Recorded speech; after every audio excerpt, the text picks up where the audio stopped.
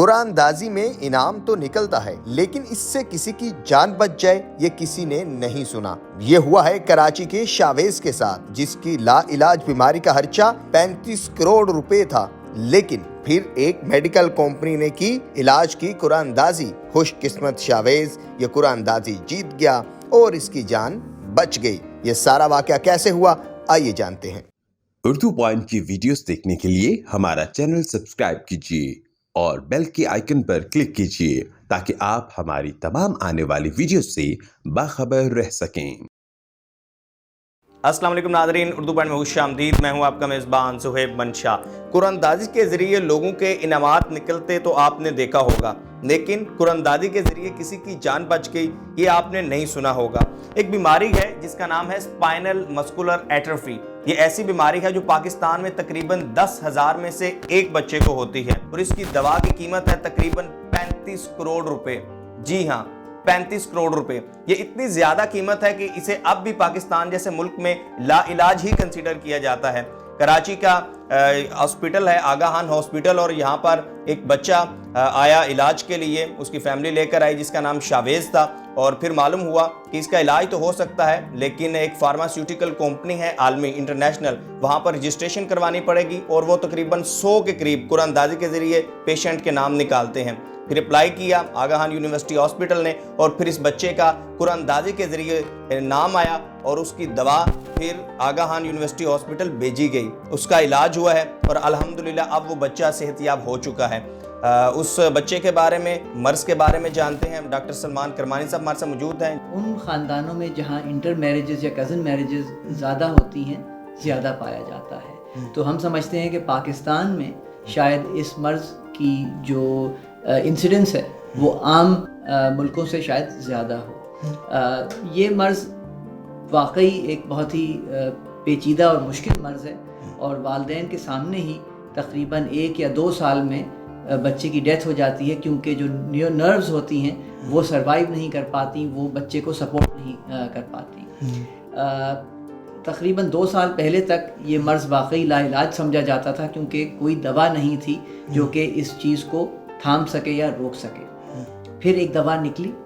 ایک جین تھیراپی کے ذریعے جین کو چینج کرنے کی دوا نکلی، اور ایک دم سے ایک امید کی کرن پوری دنیا میں چھائی کہ ہاں یہ ایک لا علاج مرض جو ہے اس کا علاج نکل آیا ہے۔ لیکن بدقسمتی سے اتنی مہنگی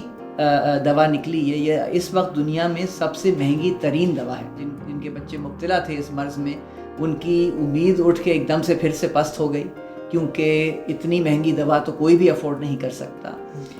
جو کمپنی جو یہ دوا بناتی ہے انہوں نے ایک پروگرام نکالا پھر، جس کو مینجڈ ایکسیس پروگرام کہتے ہیں۔ اس کے ذریعے انہوں نے کہا کہ دنیا میں 100 مفت ڈوسز وہ پرووائڈ کریں گے، اور ایک پروگرام کے تھرو بچوں کو درج کیا جاتا ہے۔ اس پروگرام میں کچھ کرائیٹیریا ہوتے ہیں، کچھ عمر کے کرائیٹیریا ہیں، وہ سارے اگر جو ہے وہ بچہ میٹ کرتا ہے تو پھر وہ کوالیفائی کر جاتا ہے، اور پھر ایک پروگرام کے تھرو اگر بچے کا نام آ جائے تو پھر وہ دوا ملتی ہے۔ تو اس پروگرام کے تھرو ہی شاویز جو ہیں ان کو یہ دوا ہم نے پاکستان میں پہلی دفعہ تقریباً 11 مہینے پہلے دی ہے، اور ماشاءاللہ سے بہت اچھا اثر دیکھا ہے ہم نے۔ اور شاویز کا جو مرض تھا جو کہ اس وقت تک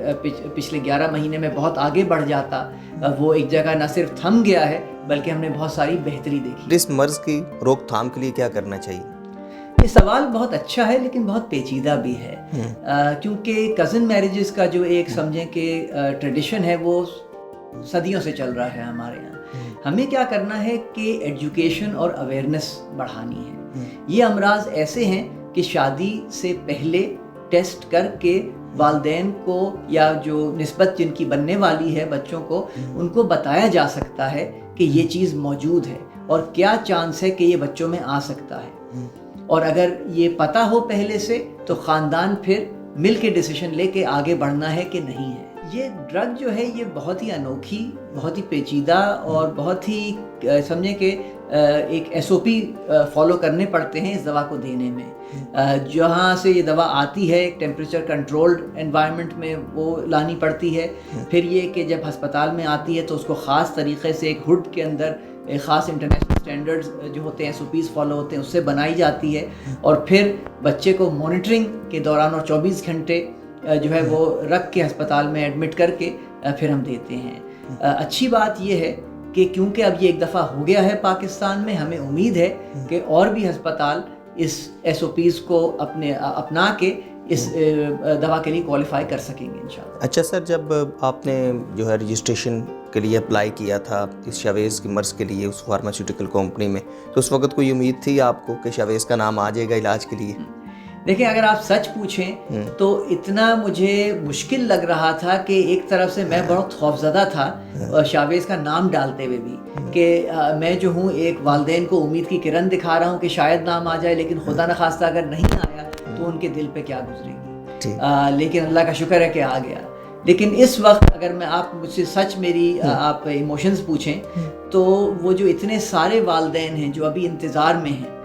یا جن کے بچے ابھی تک نہیں پہنچے ہیں ہم تک، جن کے ذریعے ہم ان کا نام ڈال سکیں،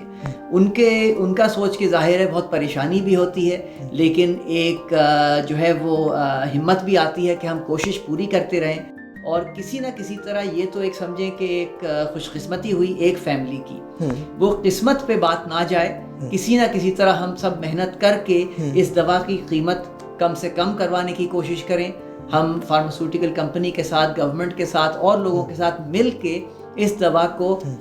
تمام گھرانوں میں پہنچائیں جہاں اس کی ضرورت ہے۔ اچھا، جیسے ابھی سر اس کمپنی نے تو تقریباً 35 کروڑ روپے قیمت رکھی ہے، کیا ممکن ہے کہ آئندہ آنے والے وقت میں دیگر کمپنیز بھی بنانا شروع کر دیں یہ دوا اور پھر اس کی قیمت ڈیفینیٹلی نیچے آ جائے گی؟ جی ہاں، جو نیچرل کورس ہم دیکھتے ہیں فارماسیوٹیکل کمپنیز کا وہ یہی ہوتا ہے کہ پہلے 10 12 15 سال ایک ہی کمپنی کی وہ ڈرگ ہوتی ہے، کیونکہ پیٹنٹ ہوتا ہے اس کے اوپر، پھر جس طرح وہ پیٹنٹ ایکسپائر ہوتا ہے تو اور کمپنیز سامنے آ جاتی ہیں اور وہ یہ دوا جو ہے کم قیمت پہ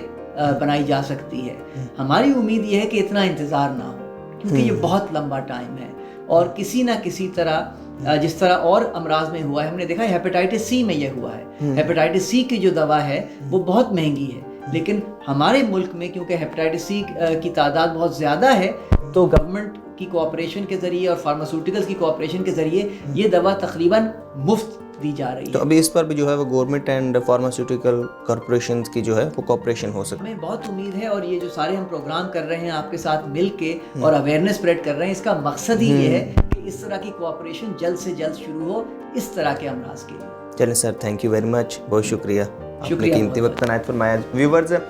یہ ایک فیملی کے لیے تو بہت خوشی کی بات ہے کہ ان کا جو بیٹا جس کا مرض تقریباً لا علاج تھا، اور اسی فیملی کے پہلے جو بچے ہیں وہ بھی انتقال کر چکے ہیں، اسی مرض کی وجہ سے علاج ہوا، قرآن اندازی میں نام آیا، علاج کافی مہنگا تھا، یہ فیملی کے لیے خوشائن بات ہے، لیکن ایسے اور بہت سارے ہزاروں مریض ہیں جن کو علاج کی ضرورت ہے، لیکن ان کا قرآن اندازی میں اس طرح نام نہیں آ سکتا۔ جیسے کہ ڈاکٹر صاحب نے بتایا کہ یہ ایک موروثی بیماری ہے، تو ہمارے ہاں جو کزن میرجز والا کانسیپٹ ہے